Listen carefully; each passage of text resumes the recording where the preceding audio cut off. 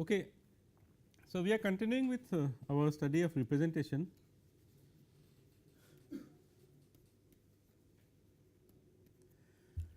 And we have said that what logicians and mathematicians tend to do is to choose ad hoc predicate.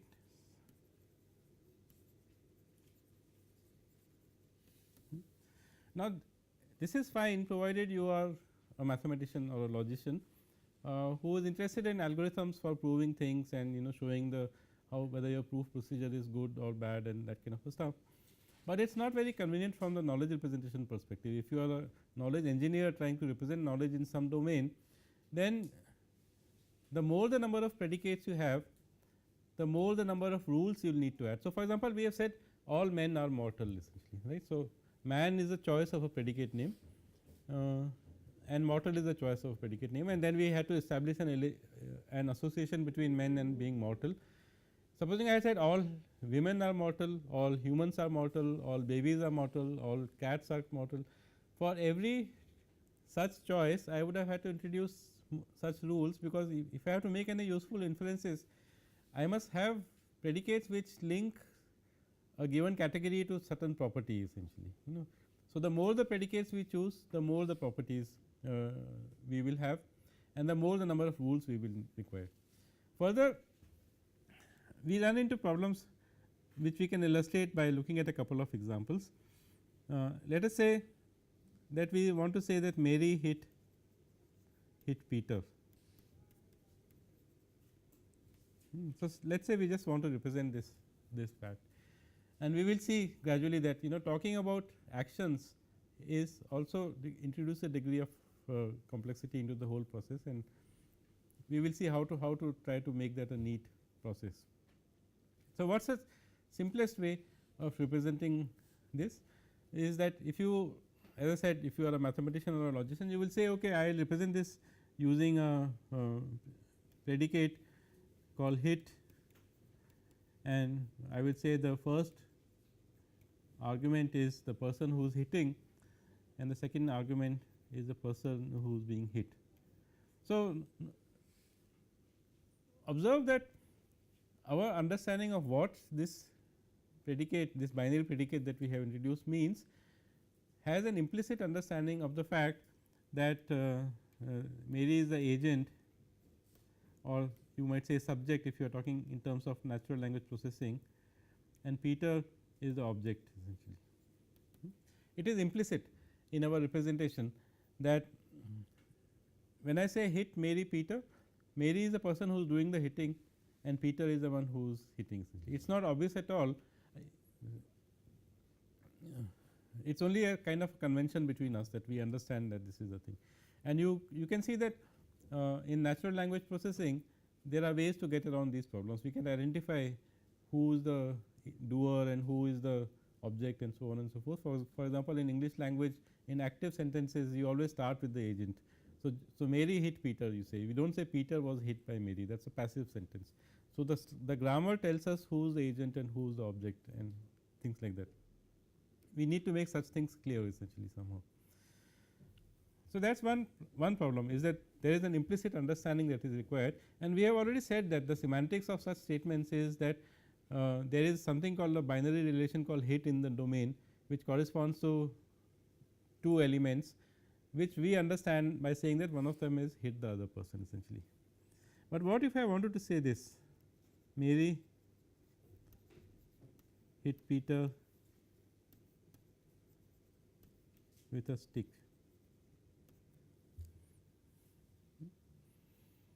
Now, suddenly things have changed a little bit essentially. So, again if you are not particularly concerned about how efficient is the representation and things like that, you might say something like this, hit Mary Peter stick. I mean, if you are just being very ad hoc essentially, you might say something like this. If you are a little bit more careful, you might say something like this, there exists an X which is a stick and hit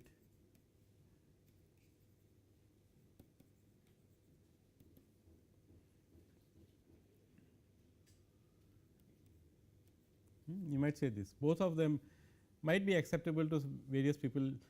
See, it really depends on what you want to do with the representation, what is the kind of inferences you want to make, how do you want to use the knowledge that you are representing essentially. But already you see that you have now two predicates, one is a predicate of arity 2 which says hit Mary Peter, and the other one is a predicate of arity 3 which says hit Mary Peter with some object essentially. Now, you have to first of all remember what the meaning of the different arguments is, and secondly, if you want to create a knowledge base, what will you store essentially. So, for example, you might end up storing facts like this, that for all x, for all y, for all z, hit x, y, z implies hit x, y. You might end up wanting to create rules like this, depending on what is the purpose that you are going to. You may want to ask a question as to who did Mary hit essentially. So, supposing I ask a question who did Mary hit, it would correspond to this.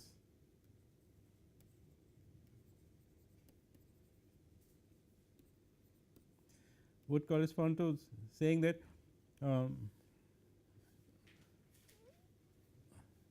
hit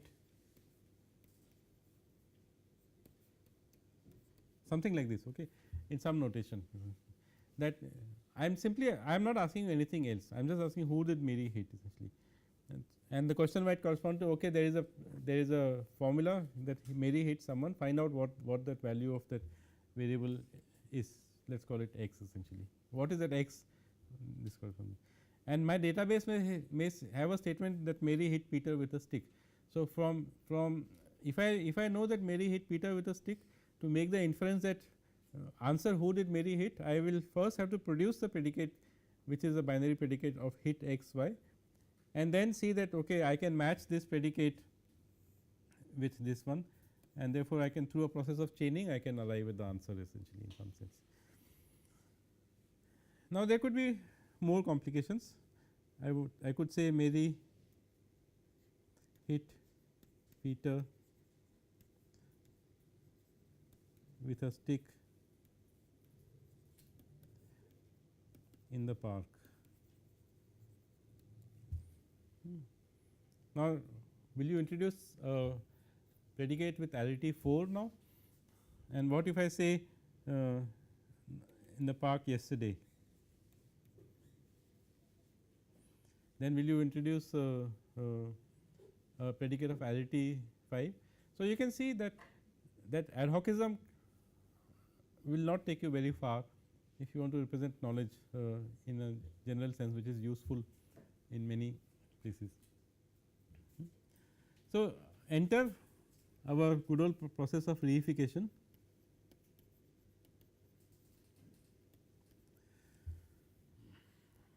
We say we can tackle this as something like follows. We can say that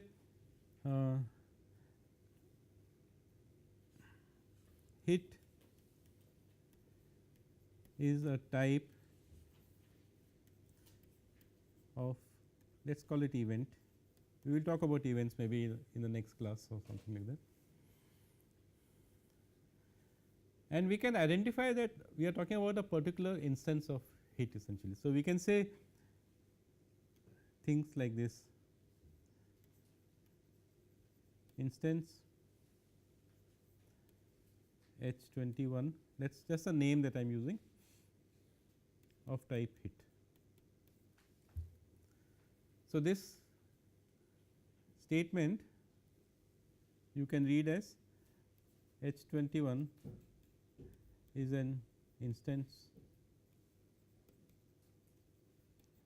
of hit. Hit I have already defined as a type of an event, and I am saying that H21 is a instance of that. But now you can see we can add more information in a modular fashion. We can say agent of H21 is Mary. We can say object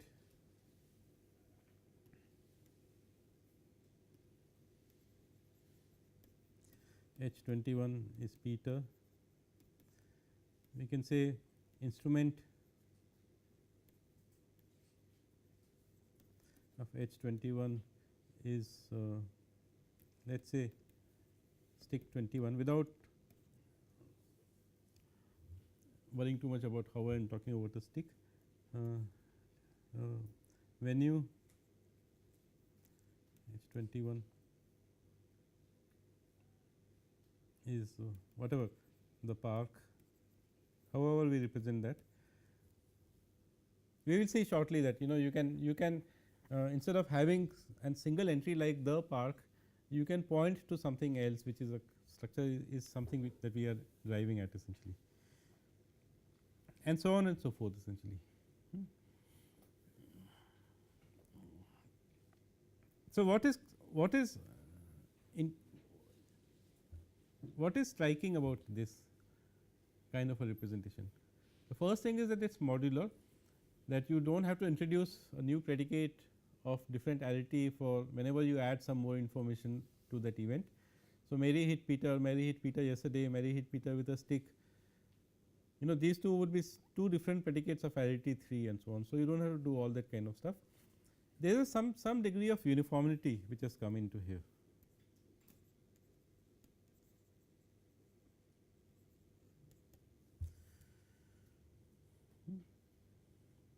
So, I have written this in a particular notation. You could have written it as follows: instance, it does not matter, it is just a matter of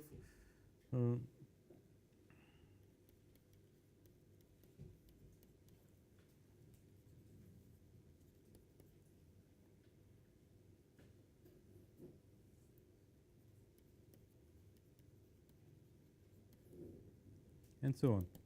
You could have written it in a more logic like notation, but that is besides the point essentially. What is interesting about this is that if you look at this, then all have two arguments.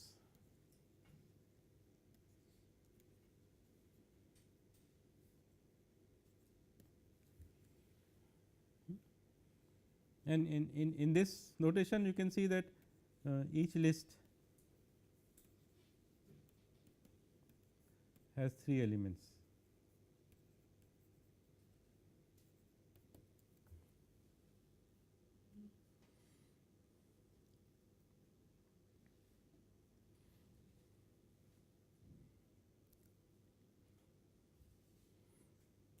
A little bit later, see whenever we talk about logic, knowledge representation and logical reasoning, essentially our task is to connect together different predicates which are related to each other in some way essentially. So, here you can see that all these 5 predicates that we have written, instance, agent, object, instrument and venue, are related to each other in the sense that they correspond to the same event. So, they are connected by this particular symbol H21 essentially. So, we can trace, we can say who got hit in this event, or who was the person who hit. All those questions we can do by a process of chaining through this kind of facts essentially. And we have seen that we have seen forward chaining, and we have seen that whenever you want to do chaining, essentially you have a lot of rules and you have a lot of facts, and there is a problem of matching. So, which essentially boils down to searching all the rules and all the facts, which may mean extra work, which may add to the complexity of the reasoning process. So, it is possible that we may want to put all these things together into a structure. So, you are all familiar with object oriented programming and the notion of structure in C. We could do something like that. So, we could say event H21 instance of hit agent Mary object Peter and so on essentially. We could have one compound or composite structure to represent all these different facts essentially. This is an idea that we will explore later, and it is an idea which is called as frames, which we will explore in a later class essentially. And the idea in frames is to keep all this information together so that it is easily accessible. You do not have to search for the different matching facts and things like that. Right now, we want to focus on this part. It has 3 elements essentially, and this has become a very attractive thing, and these kind of facts are known as triples, because they are made up of 3 elements each, and they have become very popular nowadays because of the emergence of the web essentially. Now, you all know that you can buy a book from some store, or a CD, music CD from some store, or something from an online store essentially. Your program, which is enables this transaction, has to access somebody else's database. So, some Amazon may have some books, Flipkart may have some set of books, or Infibeam may have some books, and all these each seller stores a database of books, and you want to access those books essentially. So, the basic idea is that data has become distributed. So, when I say data, you can say facts as far as logic is concerned, they are getting distributed over the web.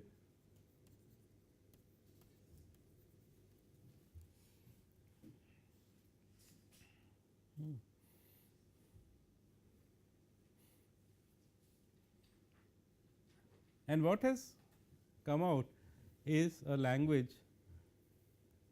which is called RDF, which stands for Resource Description Framework.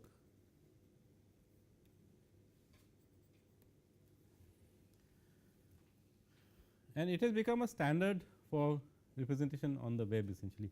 So, I will strongly urge you to go to this. So it is a standard of the W3C consortium. So, you should go to just search for a tutorial on RDF.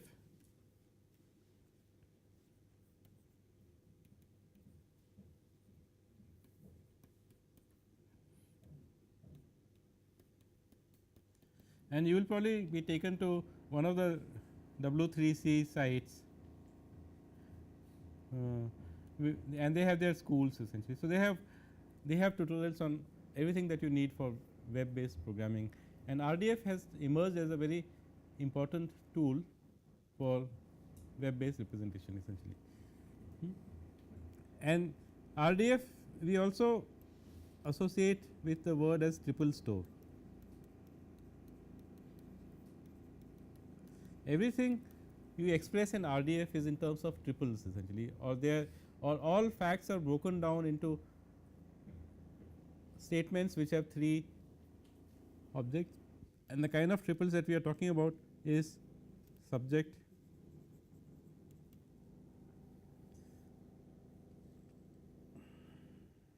predicate, object. Or some people say subject, property, value essentially. So, an RDF is a language which sort of constrains you to describe everything in the world in terms of these 3 values. So, let us take an example.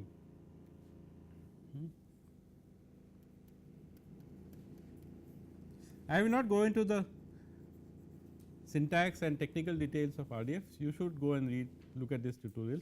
I will just give you some idea of what is happening here essentially. Let us say you have a relational table.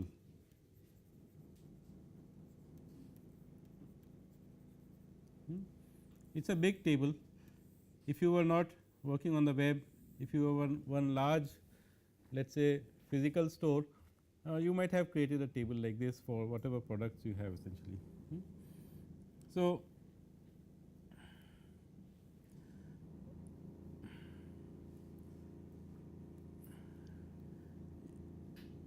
this table may have certain. So, let us say we are talking about books essentially. So, when you talk about books, you can say name,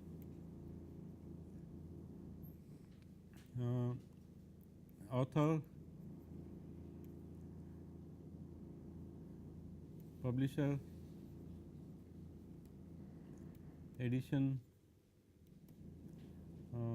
pages, year, and so on essentially. So, you will have many columns in your database table, and for every book that you have in your store, you would have all this information available essentially, which is very nice if you can store everything in one place. But now, if there are many sellers and they all want to talk to each other and they want to talk to buyers and so on and so forth, we have to have a mechanism for representing this information in some uniform fashion, which is accessible to everybody essentially. And so, one question of course that arises is that what is the name of the property that. So, we will assume that somehow we will arrive at a consensus on the names of properties and so on.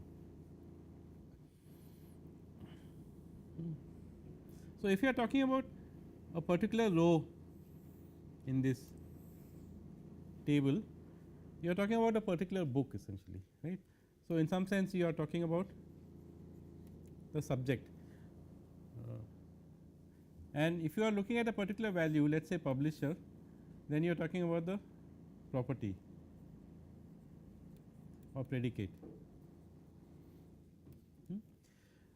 What RDF allows you to do is to represent each cell in this huge table as a separate entity essentially. But of course, we saw the idea of frames, and we may want to keep these things together and so on and so forth, but that is a basic idea essentially. So, you remember this notion of. So, let us say this publisher for a particular book is Tata McGraw-Hill essentially, which is the old name of McGraw-Hill India, but let us say because it is easier for me to write, you can see that it is Tata McGraw-Hill essentially. Then I could, that cell corresponds to a triple.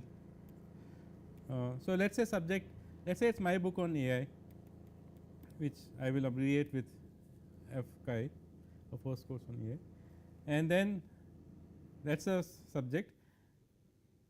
Then the predicate is publisher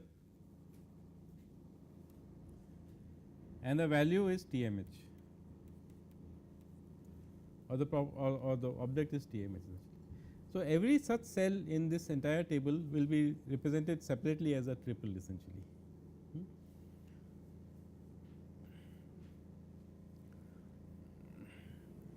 So, we can view this RDF example as saying that I have a book, let us call it a first course on AI. You can think of it as a node, and then there is a predicate which we can think of as an edge, and then there is a value TMH. So, this is publisher.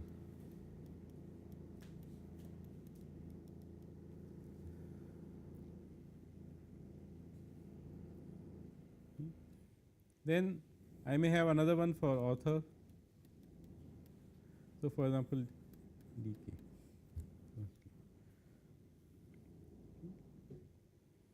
So, a distributed database like this can be seen as a graph essentially. A triple store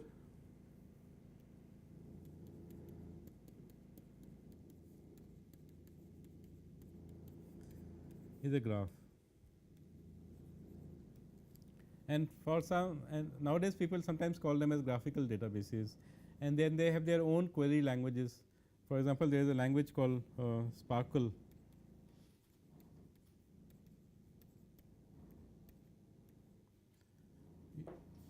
So, you should look up the expansion of Sparkle. It is an interesting self referential acronym essentially. So, what are these resources? They are anything that can be talked about.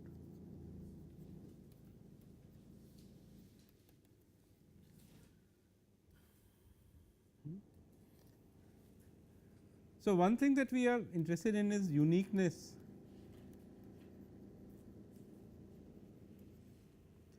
of names, and to do that we always identify resources by what is known as a URI essentially. So, earlier we said that instead of saying Mary, we will say Mary 21, and instead of John, we will say John 33, and so on and so forth, just to make sure that we are talking about something specific. But in RDF, you are required to use this uniform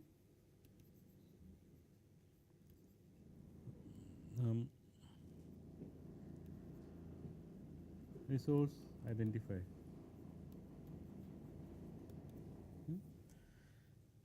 And URIs are like URLs. In fact, URLs are a type of URIs, and typically they will look like HTTP, then something like www something something something something, and so on essentially.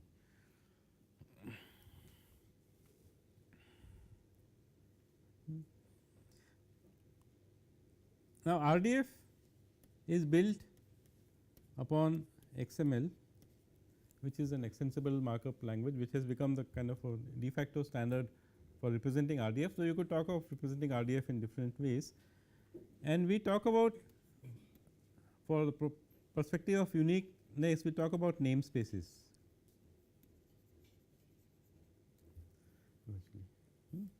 So, the idea of namespaces is that it is a resource which defines what is the vocabulary that is being used inside that essentially. So, for example, I may have something like this. RDF document may look something like this. I may say that it is an XML version, let us say 1.0 or something, and then inside this I will say RDF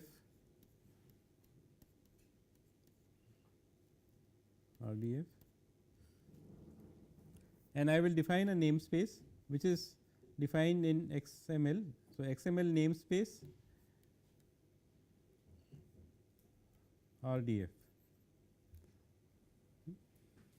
So, this is a namespace, RDF is a namespace. I could have defined a namespace, another namespace called book. So, this is just a name of a namespace, and I will say that in my namespace book I have things like author, title, year, and so on essentially. So, not only do you need to specify that author refers to the author of the book, but you have to say that I am taking this word author from a particular namespace which is called book essentially. So, you have to specify where that namespace is. So, this may be, for example, in some place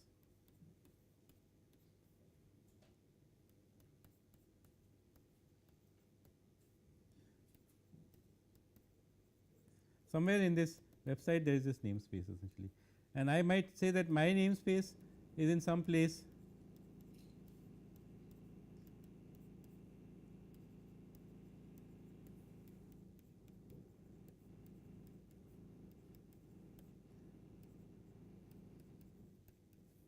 let us say it is in my lab, in the AIDB lab I have defined this namespace. So, whenever I now talk about book, then I mean that the namespace is defined in this particular website. So, which is why the URIs are looking like web addresses. In fact, the web addresses are a particular case of URIs, because in principle they can be dereferenced essentially, that once you know what the namespace is, you know which site is www.iitm.ac.in, .aidb lab, and so on and so forth. You can in principle be dereferenced, even if they cannot be dereferenced. For example, if you do not really have such a website, it will become a unique namespace. So, that is the advantage that we get out of this. And then, so I will define this, I will define that I have two namespaces here, one is RDF and one is book. And then let us say that we are talking about the books that are available in our department library or something like that, or if we were setting up a shop or something, then typically we would say this, we are now describing an entity description, and the first thing we will say is that, so when I say RDF colon description, it means I am using the word description which is described in the RDF namespace essentially, and then I can say that it is RDF about. So, I specify as to what is it that I am describing. So, I can give namespace an address,